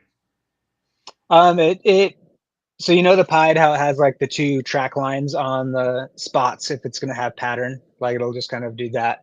It kind of just warps everything. Like the old effect on your MacBook camera where it would just like twist your face. Oh yeah, it reminds me of that. I know. It reminds me of that where it just kind of just kind of swirls it up a little bit.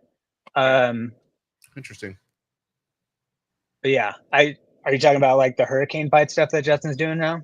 No, hurricane pieds, it'll turn the pattern a little bit.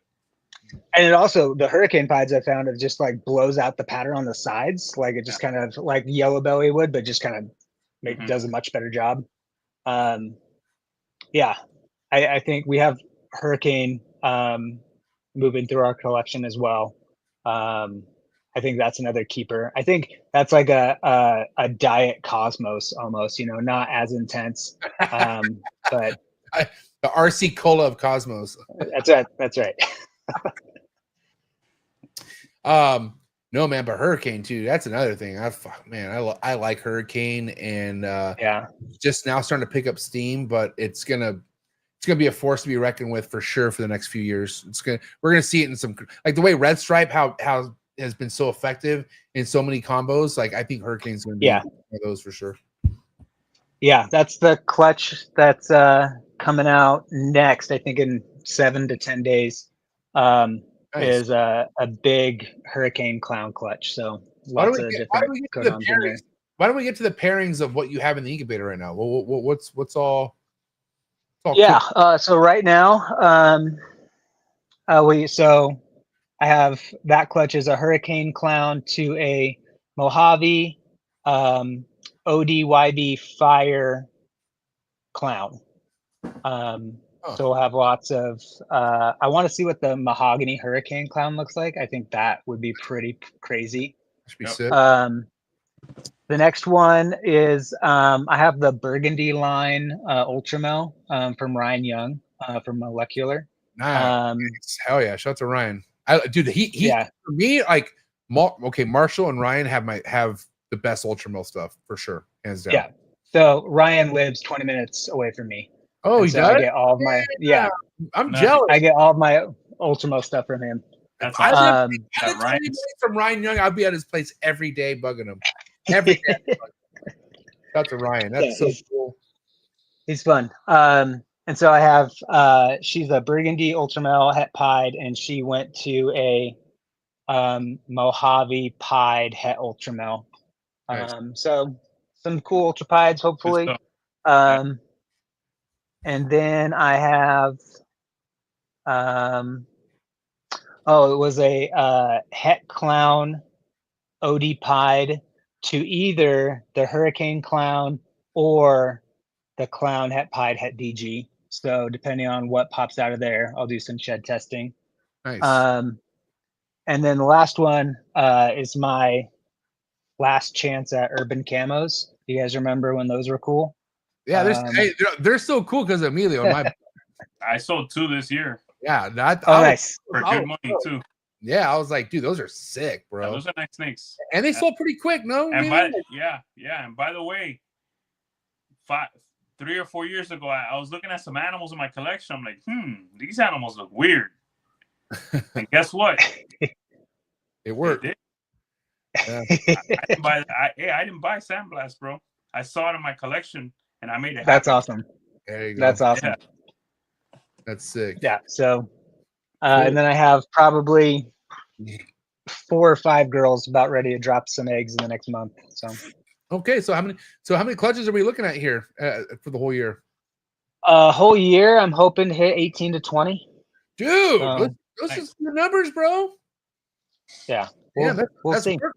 That's work right there for a one-man show with your other gig that you got going on for yourself. Like, dude, that's my hat tips to you, buddy. Thanks, man. Yeah. So vending, do you feel like vending is going to be where you sell a lot of your stuff, or Morph Market? Like, where do you feel like you're going to rely on a lot of your sales? I try to split the difference.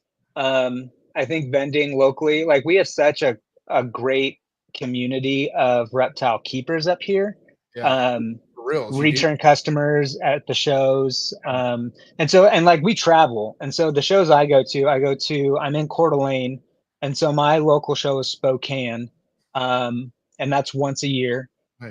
And then I'll go 3 hours south once a year. I'll go to Missoula once or twice a year. I'll go to Seattle twice a year. And then if I'm feeling it, I'll go down to Portland, Oregon. So we're driving quite a bit. Wow. But because of that, we have our, yeah. So it's fun. I enjoy hanging out with everybody, you know.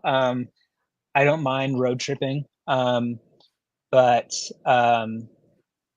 my other business, I'm in talks of possibly merging my business with one of my clients' businesses. And if we do that, that'll give me a lot more time and freedom for my schedule, where I don't have to drive home Sunday night. I can stay the night and then just make an easy trip Monday. And that would just make vending a lot easier.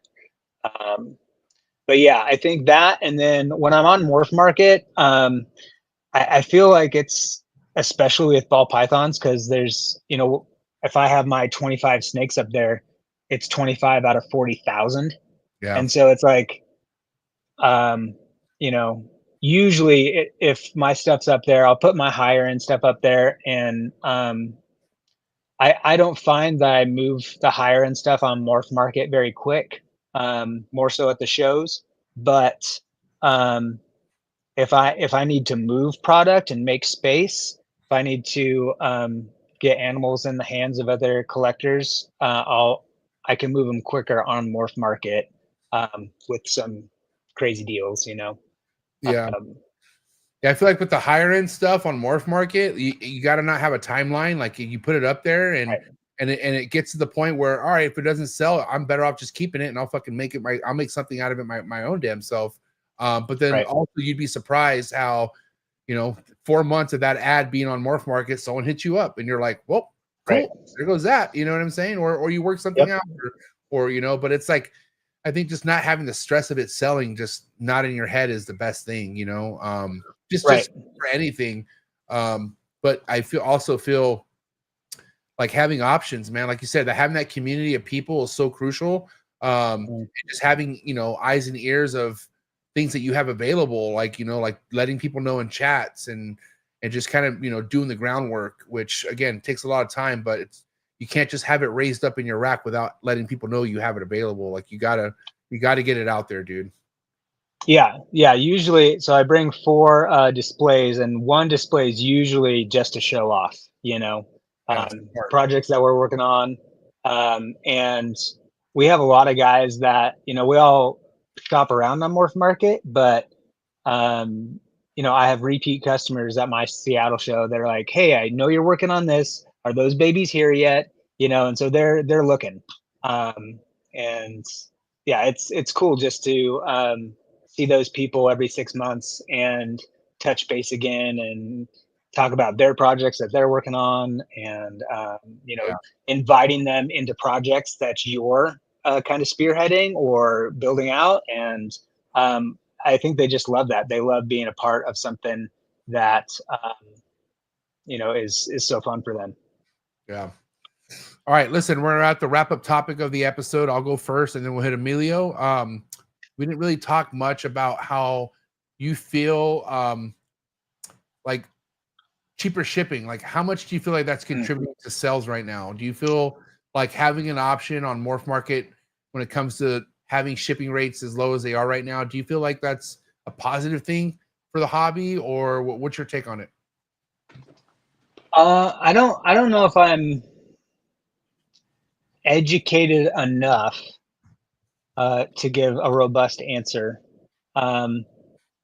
So with my higher end stuff, and I'd say most of my stuff, when people want to negotiate price, I usually just include free shipping in that negotiation.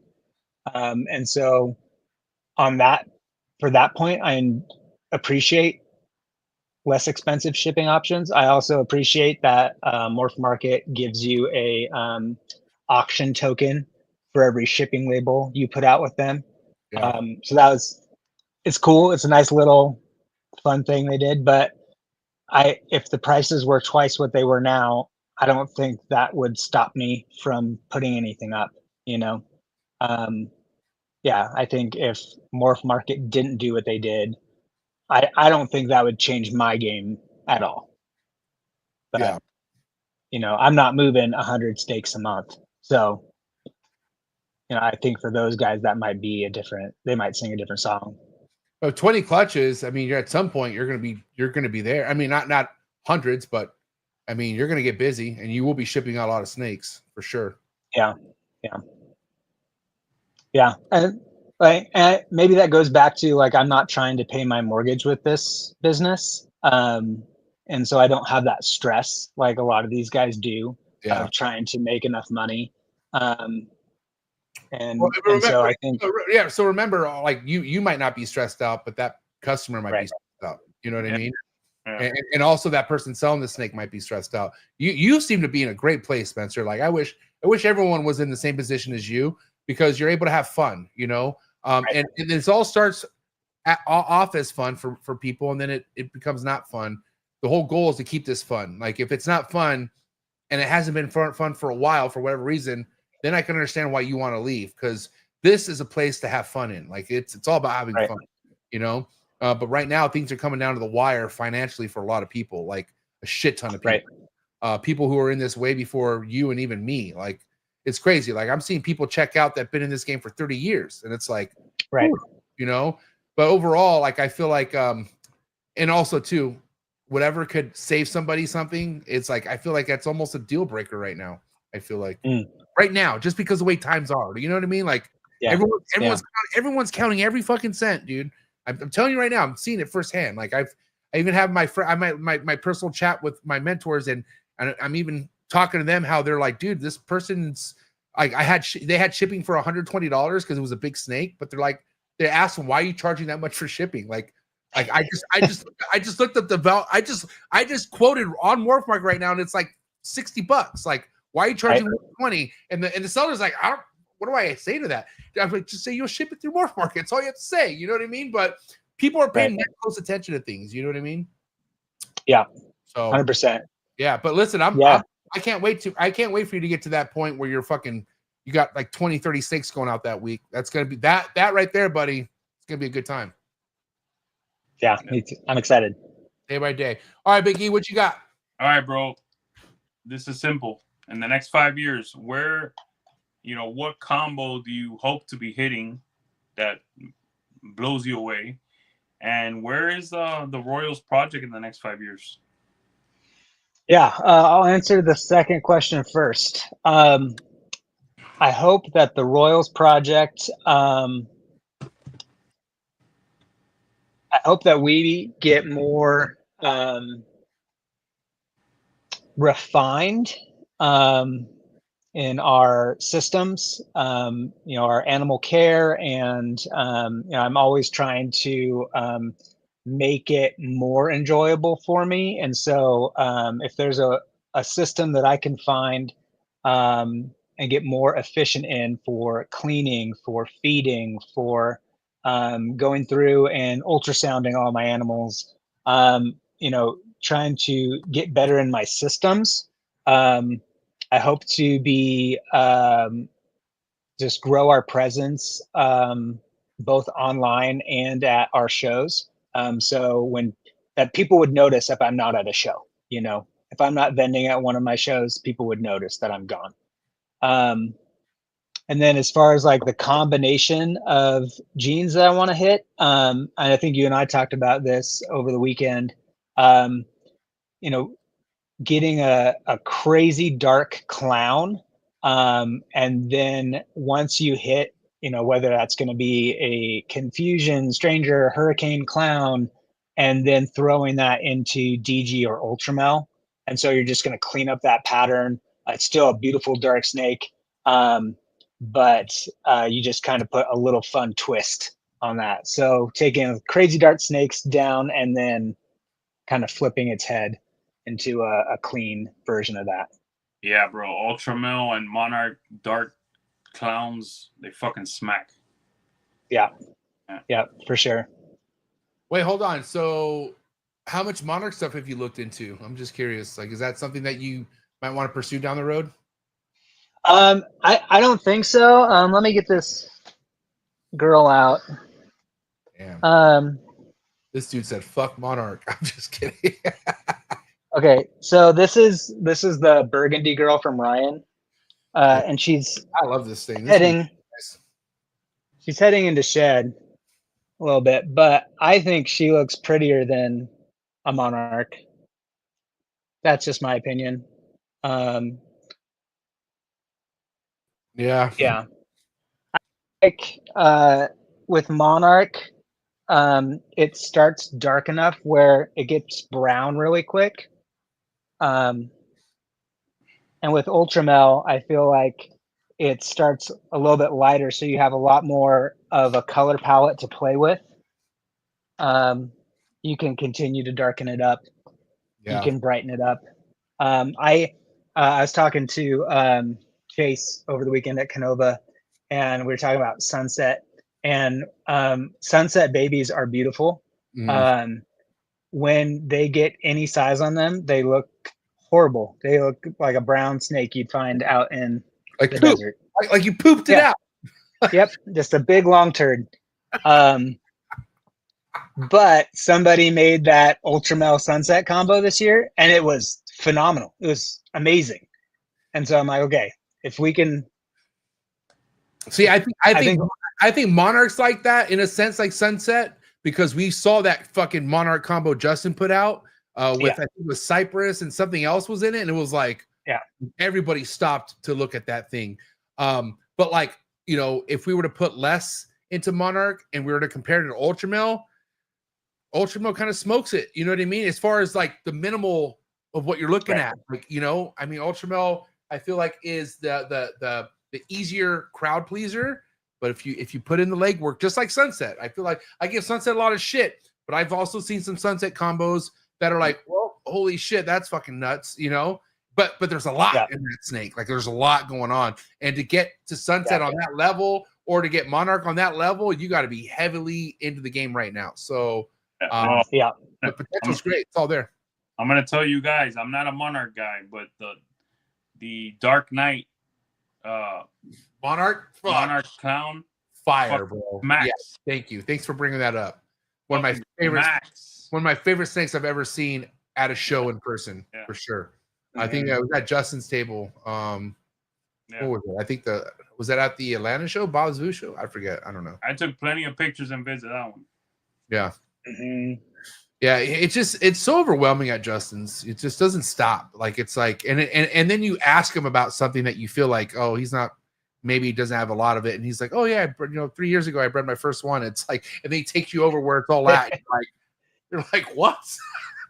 Like that dude. One of the things, and we'll end it after this, but one of the things I fell in love with the most last time I was at his place with the Mario gene. I love that Mario shit, man. Shout out to JQ. JQ, I'm on your bumper. But if anyone has that Mario stuff, man, and it has that little mustache thing going, like what Justin has, I'm after it, man. I'm letting you know that Mario stuff's hot. Justin has a lot of Mario, man. He's doing a lot of good things with it. Sure does. Hey, great episode, man. I appreciate it. We do have hot seat questions for you before you head out. So we'll get the hot seat questions rocking right now. Guys, please, if you have not yet, let's get the likes up. Just shy of 60 people in the building. So let's get the likes up for Spencer. Hot seat questions. The faster, the better. That's how these work. Okay, Spencer? Okay, I'm ready. All right, here we go. I'll go first, and then Emilio's going to end in his fashion of hot seat questions. Here we go. Frozen Thought or live? Live. A cut or no cut? Cut. On what day? 58. One species of snake you would keep other than ball pythons? Carpet python. Oh, dude, respect. Wasn't ready for that. All right, I got that was a good call right there. Yay imports or boo imports? It's up to you. Yeah, yay. All right, cool. What would be one reptile you would import to your collection anywhere around the world? What would it be? A Spencer's monitor. I like that, dude. Spencer monitors are fucking sick. And it, cool name too. To spray or mist a ball python, or to never spray and mist a ball python? Spray and mist. Yay sports or boo sports? Yay sports. Favorite sport? I'm gonna say soccer. Nice. Okay. Favorite club team? I'm gonna say my previous answer is high school soccer. Okay. You're into high school soccer. We'll just keep it moving. Steak or fish? Steak. Favorite cut of steak? New York. Yay alcohol or boo alcohol? Ooh, yay alcohol. What's your favorite alcohol beverage? I'm gonna go with a Manhattan. Nice. Man, those are bomb. West Coast rap or East Coast rap? West Coast. Sorry, guys. Don't say sorry to me. I'm with you on that one. Favorite West Coast rapper or rap group of all time? I don't know. Who sticks out? I don't invest. Yeah, I don't invest enough to answer that. Nobody sticks out. You can't give me one name, like somebody that, like, what if you could have this person just come kick it with you or something? Like anybody, like nobody. You can't think of it. One rapper. I mean, my music is so eclectic. I'm sorry. All right, that's wild. All right, move forward. Here we go. Little word association. Say the first thing to come to mind. Milk. Cookie. Substrate. Coco. FedEx shipping. Late. Least favorite incomplete dominant.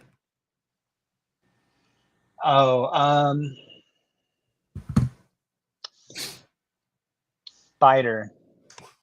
Damn it. I need to start saying besides spider. All right. Last but not least, and then it's Emilio's turn. First thing to come to mind. You can't cheat. Coolest reptile network in the world. Trap Talk. There it is, man. I like it. You didn't cheat. All right, go, Emilio. All right, bro. I'm gonna give you two options, and you're gonna tell me what stays. Okay. Okay. DG or hypo? DG. Clown or pied? Clown. Tri-stripe or ultra? Ultra. Wow. Okay. Confusion or Barnhart black pastel? Confusion. Bamboo or scrambler? Scrambler. I made that easy, huh? Yeah, that was an easy one. Sorry. But one is a proven gene. What? Damn, I'm bad. All right, Sunset Ultra or Exantic DG? I'm gonna go with Sunset Ultra. All right. You like that? He said, "All right." Hey, DG Exantic Clown or Super Chocolate Hypo DG Clown? Oh gosh. I'm gonna say the Super Chocolate Hypo DG Clown. All right, Sunset or Monsoon? Monsoon. Good call. All right, this is a good one. Cosmos or Tornado?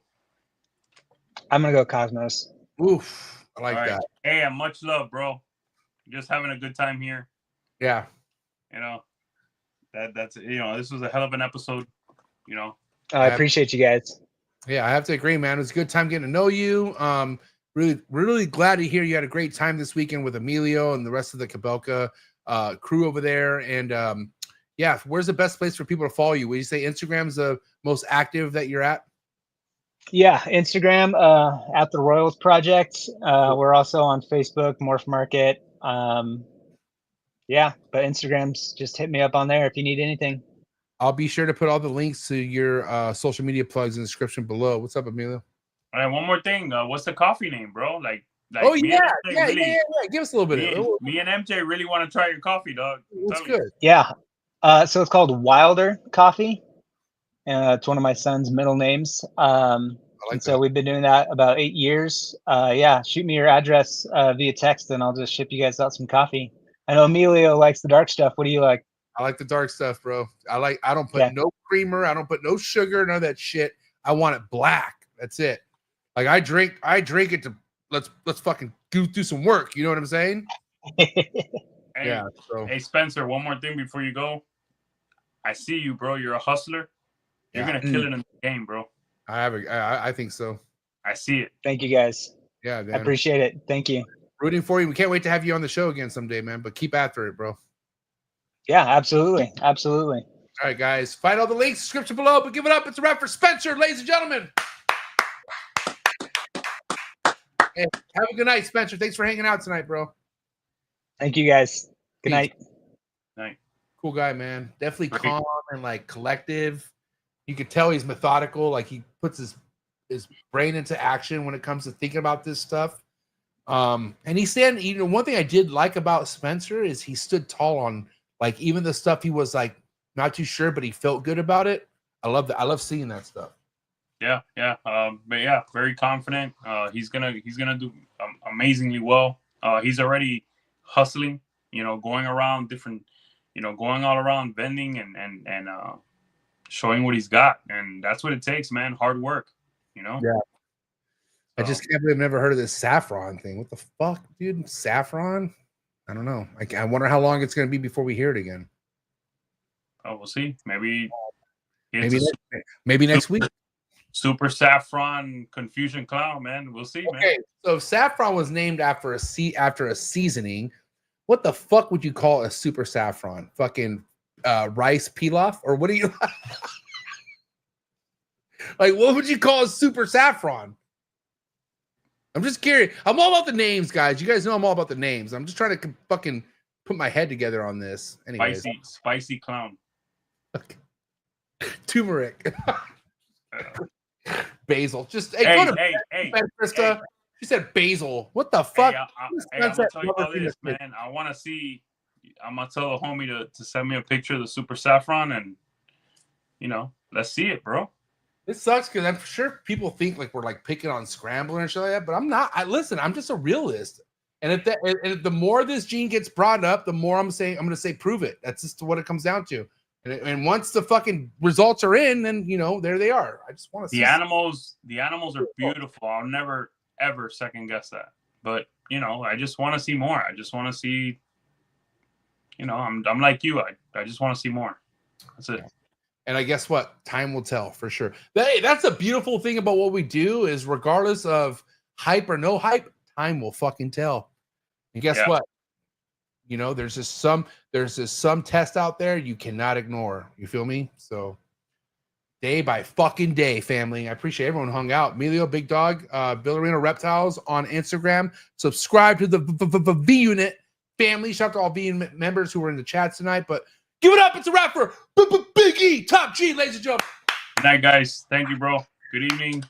We'll talk later. All right. All right, great episode, guys. Before you leave, let's get the likes up for the homie Spencer. It was a really awesome episode. If this is your first time watching Trap Talk Reptile Network, hit that subscribe button if you're not already subscribed. All right, this is an organically grown YouTube channel. All right, we're here for you guys, so let's go. And of course, If you want exclusive content, come join the Trap Talk Patreon family. The Patreon family is growing. Be a part of the growth. Okay, awesome Discord, awesome Instagram group chat. The best people in the game, part of the Patreon family. Love all my trappers, man. Trap Fest 2025. Woo! More details, come join the Trap Talk Patreon family. And of course, don't forget, wherever you listen to any of these episodes under the Trap Talk Reptile Network, 7 days out of the week, don't forget to rate, review, and subscribe. Shout out to all the other hosts on these episodes. But yeah, man, appreciate all the love and support. Before I let you go, check out the sponsors. Sorry for the interruption, folks, but a quick word from our sponsors. Green tree pythons, emerald tree boas, and plenty other arboreal snakes have been quite the popularity here at the Trap Talk Reptile Network, which brings me to today's sponsor, the Reptile Perch. Head over to the reptileperch.com and Reptile Perch on Instagram. See what type of design PVC perch is best for your arboreal reptile. But first and foremost, I would also check out David Brom's Green Tree Python availability on the website. And you can also check out his Instagram just to stay current on any projects or any productions that he posts. Thank you so much, David Broms, for your ongoing support. Looking forward to seeing what you have to show in the 2025 season. When you think about building a good community and being a leader of that community, nobody comes to mind better than Mark Hager over at Texas Chondros. That's right. Make sure you head over to TX Chondros on Instagram and also head over to Mark's website. See what he has available Green Tree Python wise, and be ready for quite the 2025 Green Tree Python breeding season out of Mark Hager. He's a veteran in the Green Tree Python game, one of the best and nicest breeders in the Green Tree Python game. He's been putting on the whole state of Texas for as long as I've known him. So if you want to see all the amazing other chondro keepers out of the state of Texas, another good reason to go follow Mark Hager over at TX Chondros on Instagram. And again, head over to his website, texaschondros.com. You can find all the links in the description below. Thank you so much, Mark Hager, for supporting the Trap. Cheers.